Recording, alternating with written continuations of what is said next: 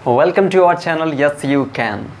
स्वागत है आप सभी का फिर से एक नए सेशन में। अभी तक हम लोगों ने द्विघात समीकरण से 3 तरह से क्वेश्चन को सॉल्व करना सीखा, गुणनखंड विधि से, श्रोत्राचार्य सूत्र से और जो है पूर्णवर्ग बना करके, यानी कि factorisation method by formula and by completing whole square method. और एक हमने सीखा था कि नेचर ऑफ रूट्स, ठीक है, यानी कि द्विघात समीकरण के मूलों की प्रकृति ज्ञात करना, मूलों की प्रकृति पता करना सीखे थे। और इतना टाइप अभी तक कवर कर चुके हैं। एक टाइप बस बच गया है, स्टेटमेंट वाले क्वेश्चन। कुछ क्वेश्चन जो है स्टेटमेंट में दिए रहते हैं, माने कुछ क्वेश्चन जो है वो स्टेटमेंट में लिखा रहता है, माने डायरेक्ट आपको इक्वेशन नहीं दिया जाएगा। देखिए अभी तक होता क्या था कि डायरेक्ट इक्वेशन दे दिया जाता था, इक्वेशन डायरेक्ट दे दिया जाता था और बोला जाता था कि इक्वेशन को सॉल्व करिए और सॉल्व करके मूल ज्ञात कीजिए, ठीक है, यानी कि किसी विधि से हल करिए, तीनों में से किसी विधि से हल करिए और मूल निकालिए। इक्वेशन बना बनाया दिया रहता था वो इक्वेशन बना बनाया अभी तक दिया रहता था। लेकिन देखिए अब क्या होगा कि इक्वेशन बना बनाया नहीं रहेगा, कुछ स्टेटमेंट लिख दिया रहेगा और इस स्टेटमेंट को आप पढ़ेंगे, पढ़ करके समझेंगे, समझ करके जो है आप अपने से इक्वेशन फॉर्म करेंगे, यानी कि बनाएंगे और तब जाके उसको किसी भी मेथड से सॉल्व करेंगे, ठीक है। चलिए तो बढ़ जाते हैं आगे। देखिए वो इसी तरह के क्वेश्चन हम नोट कर लिए, ध्यान से देखिएगा, ये पेपर में आया हुआ क्वेश्चन है, ठीक है। तो क्वेश्चन लिखा गया, पर ध्यान से समझते हैं। क्वेश्चन लिखा है कि दो संख्याओं के वर्गों का अंतर 180 है। अब दो संख्या है, उनके वर्गों का जो अंतर है वो 180 है।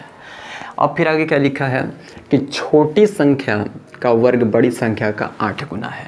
छोटी संख्या का वर्ग बड़ी संख्या का 8 गुना है, तो वो दोनों संख्याएं ज्ञात कीजिए। ये देखिए करना क्या होता है, बहुत कायदे से पहले आप 2 बार 4 बार क्वेश्चन को पढ़िए और क्वेश्चन में जो जो लिखा है, जैसे जैसे लिखा है, आपको वैसा वैसा ही करते जाना है। देखिए वो एकदम आसान होता है, बहुत ही आसान तरीके से आपको बताएंगे, ध्यान समझिएगा। ये सबसे पहले यहाँ फोकस करिए, लिखा है कि छोटी संख्या का वर्ग बड़ी संख्या का 8 गुना है, यानी कि 2 संख्या का बात हो रहा है, एक छोटी संख्या और एक बड़ी संख्या। तो बोल रहा है कि छोटी संख्या का जो वर्ग है बड़ी संख्या का 8 गुना है, यानी कि बड़ा वाला संख्या में 8 से गुना कर देंगे, वो 8 से गुणा कर देंगे तो छोटी संख्या का वर्ग आएगा। क्योंकि बोला है कि छोटी संख्या का जो वर्ग है, छोटी संख्या का वर्ग किसके बराबर है, तो बड़ी संख्या के 8 गुने के बराबर है। मैंने छोटी संख्या का वर्ग इज इक्वल टू 8 गुणे बड़ी संख्या।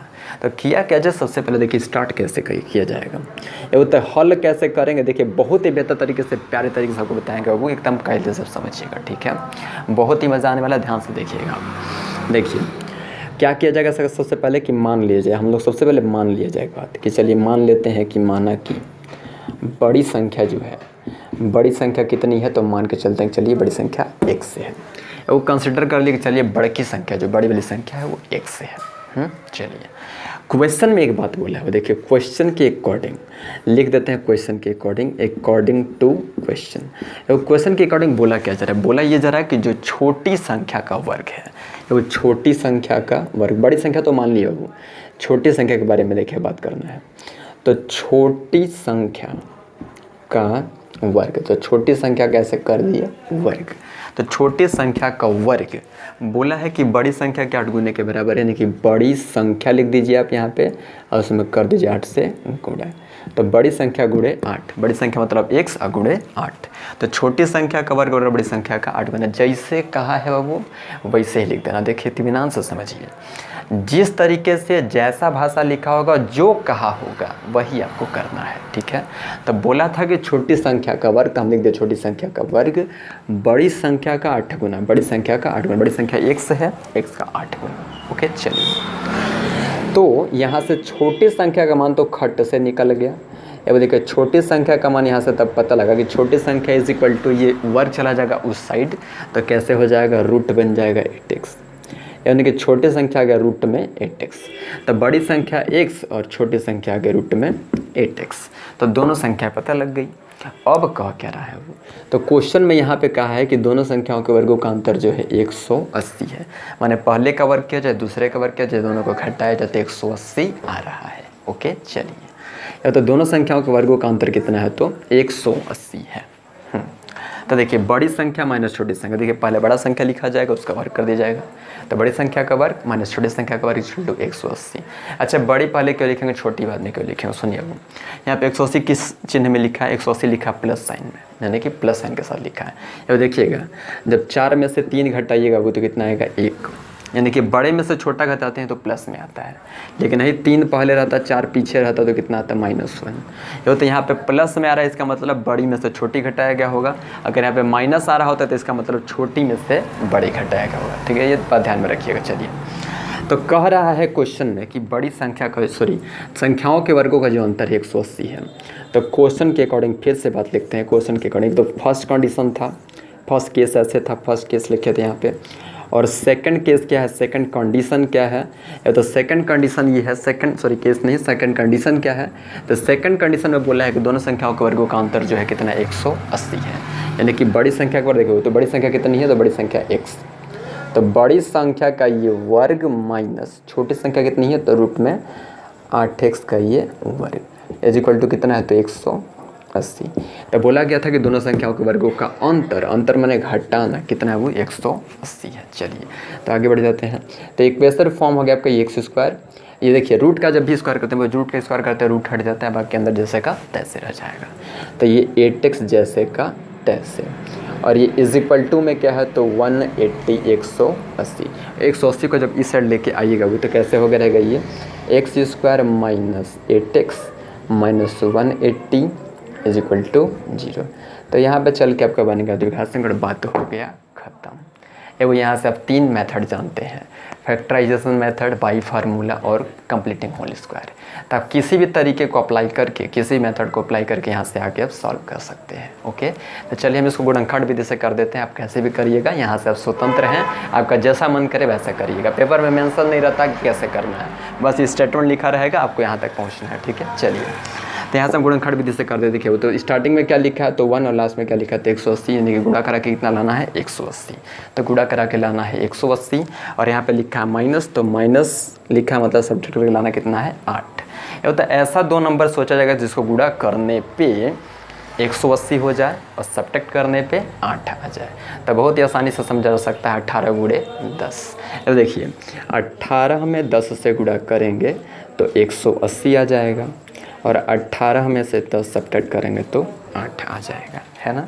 चलिए तो इस तरह से पता लगा कि वो 2 संख्या कौन है, तो एक 18 है और एक 10 है। तो लिख दिया जाए ऐसे इसको, x² माइनस 18x। वैसे हम ज़्यादा फोकस इसलिए नहीं करें क्योंकि बहुत ही इत्मीनान से बताया जा चुका है गुणनखंड विधि, श्रृंखलाचार्य विधि, और एक होता है भाई कंप्लीटिंग होल स्क्वायर मेथड। ठीक है, तो आप समझ रहे होंगे, थोड़ा बेहतर से करिएगा। ठीक है, देखिए तो x² माइनस 18x, और ये माइनस देखिए तो 18 यहाँ पे क्या लिखा जाएगा 8 के जगह पे, तो 18 माइनस 10। 18 और 10 2 नंबर ऐसा है जिनको मल्टीप्लाई करने पे 180 हो जाएगा और सब्ट्रैक्ट करने पे 8 हो जाएगा। तो 2 नंबर ऐसा ढूंढना होता है जिससे मल्टीप्लाई करने पे जो चाहिए वो भी आ जाए और जो सब्ट्रैक्ट चाहिए वो भी आ जाए। तो ये है बाहर x जैसे का तैसे रहेगा is equal to minus 180 is equal to 0। तो यहाँ सब देखिए कैसे सॉल्व करेंगे। यहाँ से मल्टीप्लाई आपको कर लेना है, तो ये मल्टीप्लाई कर दीजिए वो इसमें, तो अच्छा इधर लिखते हैं यहाँ से। ठीक है, देखिए मल्टीप्लाई कर लीजिए तो ये तो x² जैसे का तैसे रहेगा।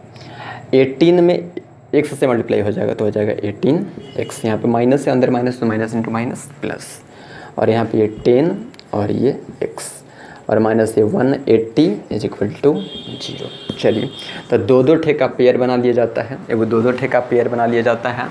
इन दोनों में से कॉमन क्या होगा, तो इन दोनों में से x कॉमन हो जाएगा, तो यहाँ पर आ गया x, यहाँ पर आ गया 18। इन दोनों में से क्या कॉमन हो जाएगा, तो 10 कॉमन हो जाएगा, तो यहाँ पर आ गया x, यहाँ पर आ गया 18 इज इक्वल टू 0। ओके, अब देखिए तो x माइनस 18 यहाँ भी, x माइनस 18 यहाँ भी, तो इन दोनों को कॉमन कर लेते हैं। तो x माइनस 18 को बाहर निकाल देते हैं, यहाँ से x माइनस 18 निकल के बचेगा केवल x, यहाँ से x माइनस 18 निकल के बचेगा केवल 10, इस तरह से इज इक्वल टू 0। ओके 0। चलिए तो यहाँ से अगर पहले ब्रैकेट को 0 करिएगा वो, तो अगर फर्स्ट ब्रैकेट को 0 कर दिया जाए, x माइनस 18 को 0 के इक्वल कर देते हैं, तो यहाँ से x का वैल्यू हो जाएगा 18। और अगर सेकंड इक्वेशन को 0 कर देते हैं, x plus 10 is equal to 0 कर दिया जाएगा यहाँ से, तो यहाँ से x की वैल्यू आ जाएगी माइनस 10, यानी कि x का 2 ठे वैल्यू पॉसिबल है। एक है कुल मिला के x इज इक्वल टू 18 और x is equal to minus 10। Okay, चलिए तो कुल मिलाकर 2 आंसर इसका हो सकता है। एक हो सकता है x is equal to 18, x is equal to 10, लेकिन एक चीज़ है थोड़ा सा यहाँ पे लिखना भूल गए हम यहाँ पे, दो धन पूर्णांक संख्या, ठीक है, वो कौन सी संख्या, तो धन पूर्णांक संख्या। यहाँ पे आप नोट कर लीजिएगा थोड़ा सा, दो धन पूर्णांक, अब कौन सी संख्या, तो धन पूर्णांक मतलब धनात्मक संख्या बोला गया था कि दो धन पूर्णांक संख्याओं के वर्गों का अंतर कितना है, तो 180 है। तो धन पूर्णांक माने इसको नहीं लेंगे हम लोग, कौन सा लेंगे केवल, तो केवल लेंगे 18, धन पूर्णांक का लेना हम लोग को, ठीक है।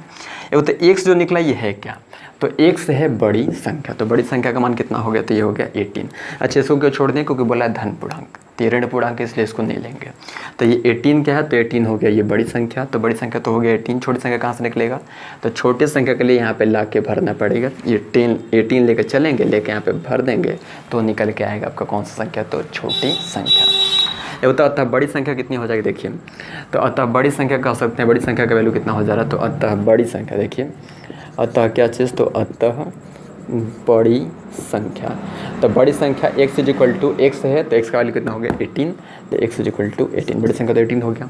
और छोटी संख्या, ठीक है, और छोटी संख्या क्या हो जाएगा, तो छोटी संख्या कैसे निकलेगा, तो छोटी संख्या निकालने के लिए क्या करेंगे कि ये जो देखिए 8x, तो 8 तो 8 और x मतलब 18 हो गया इस तरह से।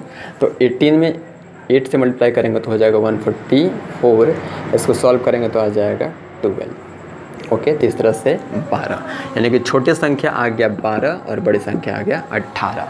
तो इस तरह से आपके करके दोनों संख्या निकल गई, हो गया मामला डन। ये तो इस तरह से बहुत प्यारे तरीके से आपको बताए हैं, ठीक है, बहुत ही आसान होता है, ऐसे आपको स्टेटमेंट पढ़ना होता है, स्टेटमेंट जैसे का तैसे आप पढ़िए और जैसा जैसा बोला गया वैसा वैसा करते जाइए, इत्मीनान से एकदम चल के इक्वेशन बन जाएगा। इक्वेशन जब बन जाता है तो उसके बाद से एकदम फाइनल हो गया आपका क्वेश्चन, कैसे भी आप कर सकते हैं, स्वतंत्र हैं आप गुणनखंड विधि से करिए, सूत्र से करिए, चाहे पूर्ण बना करके करिए, ओके। तो आज के लिए इतना ही, मिलते हैं फिर अगले टाइम फिर एक नए टॉपिक के साथ, ठीक है। और आगे से हम लोग पढ़ा जाएगा जो है तो अच्छा ठीक है, अगले हम आएंगे तो बताएंगे क्या चीज़ चल जाएगा, ठीक है। तब तक के लिए इतना ही, take care and bye bye. बहुत ही खुश रहिए, हैप्पी रहिए, मुस्कुराते रहिए, ठीक है। तो स्माइल प्लीज़, ठीक है, चलते हैं, बाय बाय।